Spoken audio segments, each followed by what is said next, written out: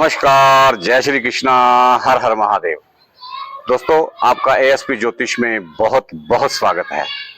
आज हम बात करने जा रहे हैं राहु की, जो आप पहले मेरे 3 भाग देख चुके होंगे, 3 पार्ट देख चुके होंगे। अद्भुत, अकल्पनीय, रहस्यमयी राहु, कलयुग के राजा, आधुनिक अवतार। तो उसका हम चौथा पार्ट आपको दिखाने जा रहे हैं कि जब इंसान की कुंडली में, जातक की कुंडली में राहु एकादश भाव यानी कि 11वें भाव में होता है तो क्या क्या करवाता है।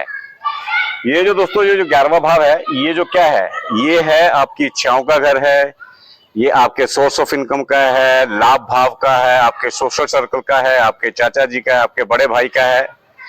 तो इस घर में जब राहु आते हैं तो क्या क्या फल देते हैं दोस्तों। यहाँ पे जब राहु आते हैं, 11वें भाव में जब राहु आता है तो ज्योतिष के हिसाब से उसे देने वाला बोला जाता है कि वो कुछ ना कुछ दे के ही जाते हैं, जब तक कि उनपे अशुभ ग्रहों की दृष्टि ना हो।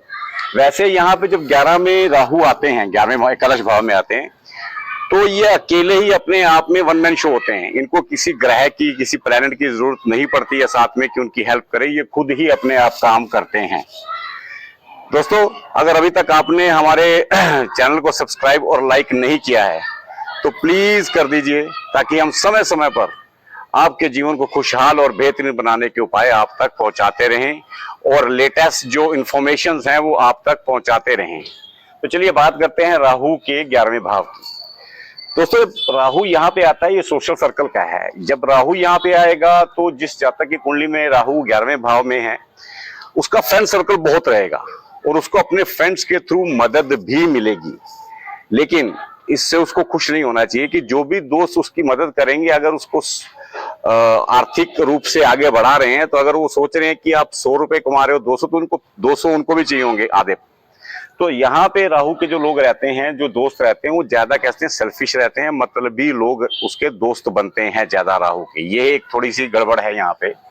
और दूसरा क्या है, जब राहु यहाँ पे आता है, गिरना और उठना कैरियर में, आपकी जॉब में, बिजनेस में लगा रहता है, कंटिन्यूस लगा रहता है। आप 1 बार, 2 बार, 3 4 4 बार, लेकिन लेटर स्टेज में जैसे ही आप 35 के आसपास क्रॉस करते हैं, 30 के आसपास पहुंचते हैं, तो आपका कैरियर स्टेबल होता है और आपको अच्छा खासा प्रॉफिट देके जाता है। क्योंकि आप यहाँ पे क्या है, जो राहु है वो पराक्रमी है, पराक्रम के मालिक हैं और रहस्य में ही है, उनको समझना बहुत मुश्किल है। तो वो मेहनत करते रहते हैं साथ साथ, तो आप आराम से आगे बढ़ते हैं। और जब राहु यहाँ पे आते हैं, जो 30 के बाद आप पहले जो भी काम करें, 30, 32, 34, 35 के आसपास, आपका झुकाव पॉलिटिक्स में भी हो सकता है। और अगर आप सही शिद्दत से, मेहनत से पॉलिटिक्स में घुसते हैं तो पॉलिटिक्स में कामयाब भी होते हैं राहु के जो एकादश भाव वाले। बहुत से पॉलिटिशियन है जिनका आप जन्म कुंडली देखोगे, उनके 11वें भाव में ही राहु है। यहाँ पे राहु का एक और एडवांटेज क्या है कि ये विदेश यात्राएं करवाते हैं। पहले स्टडी के उसमें करवाएंगे, उसके बाद आपके बिजनेस के रिलेटेड भी करवाएंगे, और हो सकता है अंत में आप विदेश में बस भी सकते हैं। राहु ये करवाते हैं। आमतौर पर जो राहु यहाँ पे रहता है, जिनकी जन्म कुंडली में, उन जातकों की लव मैरिज होती है। ये दोस्तों याद रखना, मैक्सिमम जो राहु के हैं, 90% जो राहु जिनके जन्म कुंडली के 11वें भाव में, उनकी लव मैरिज श्योर है। और दोस्त जो रहेंगे आपके, कहीं ना कहीं आपको शो करेंगे कि आपके बहुत क्लोज हैं, लेकिन पीछे से वो चाहेंगे कि यार जितना पैसा कमा रहा है इतना हमें दे। तो दोस्तों से थोड़ा अलर्ट रहिए, अपना जो सर्कल बनाए वो सोच समझ कर बनाए।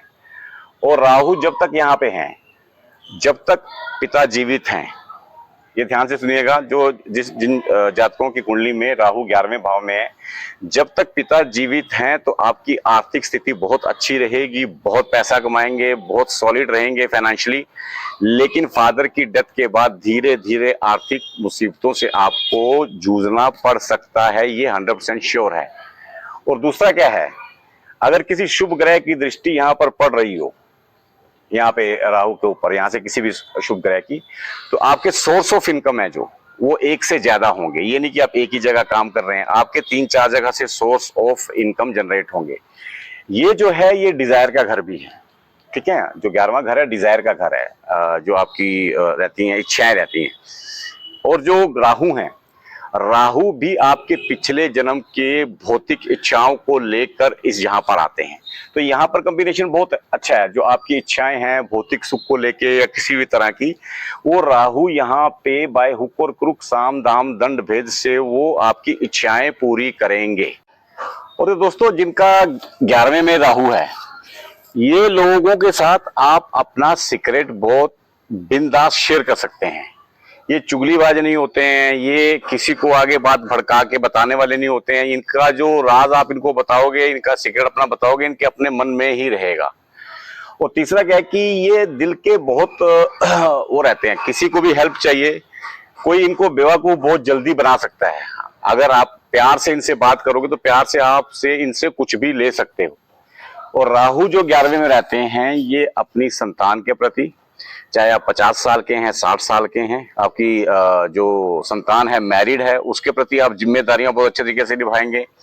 अपनी पत्नी, अपने हस्बैंड, अपने जो खास आपके रिलेटिव्स रहेंगे, जिम्मेदारियां आप पूरे तरीके से निभाते हैं ये राहु 11 वाले।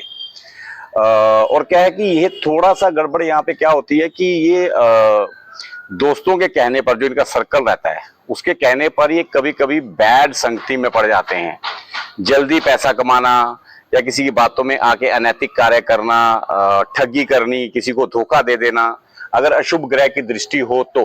अदरवाइज राहु यहाँ पे बहुत अच्छे रहते हैं, अच्छे कार्य करते हैं, समाज की सेवा भी करते हैं। और गवर्नमेंट और पॉलिटिकल से इन्हें बहुत फायदा होता है।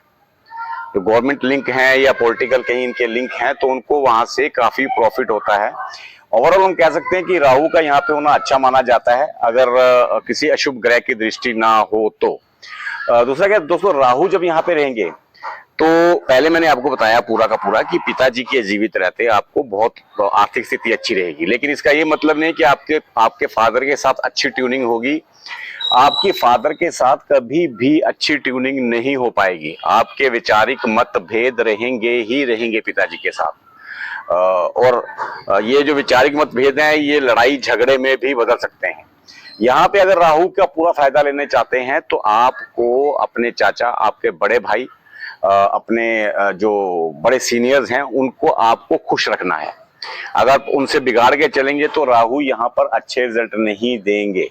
इच्छाएं आपकी पूरी होंगी, पैसा 3-4 जगह से आएगा, सोर्स ऑफ इनकम बनेगा, पॉलिटिकल लिंक अच्छे बनेंगे और सोर्स ऑफ इनकम आपके बीच बीच में घटते बढ़ते रहेंगे। लेकिन जैसे ही कुछ लॉस होगा आपका, लेकिन जैसे राहु की अंतरदशा या महादशा शुरू होगी, अगर वो लॉस 20-30 हजार का हुआ है तो आपको, या 20 लाख का हुआ है तो 20-50 लाख का प्रॉफिट आपको देके जाएंगे अंतरदशा और महादशा में। तो राहु यहाँ पे बहुत अच्छे कहे जाते हैं एकादश भाव में, किसी की कुंडली में भी हो, कहीं किसी भी राशि में ये बैठे हों तो भी, क्योंकि इनको किसी और ग्रह की जरूरत नहीं पड़ती।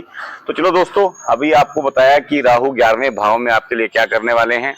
अगली बार लेके आते हैं आपको और बहुत कुछ सब बताएंगे, बहुत सी चीजें बताएंगे कि कुंडली में क्या क्या घर रहते हैं, मैरिड लाइफ से क्या क्या प्रॉब्लम होती है, मैरिड लाइफ कैसे खराब होती है, बहुत सी चीजें आपको बताएंगे नेक्स्ट एपिसोड में।